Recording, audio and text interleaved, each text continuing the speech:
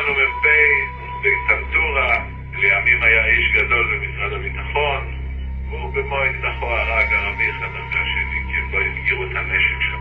והוא אחד עם הפרבלום שלו, והרג שם. לא. יצא מה שיצא. זהו.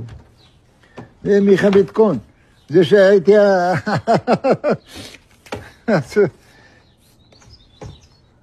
אני לא יודע מה להגיד לך, אני לא זוכר, אולי ראיתי ואני לא זוכר. זה לא האופי שלנו. עם פרבלום לראות בראש, זה בדיוק מה שהנאצים עשו.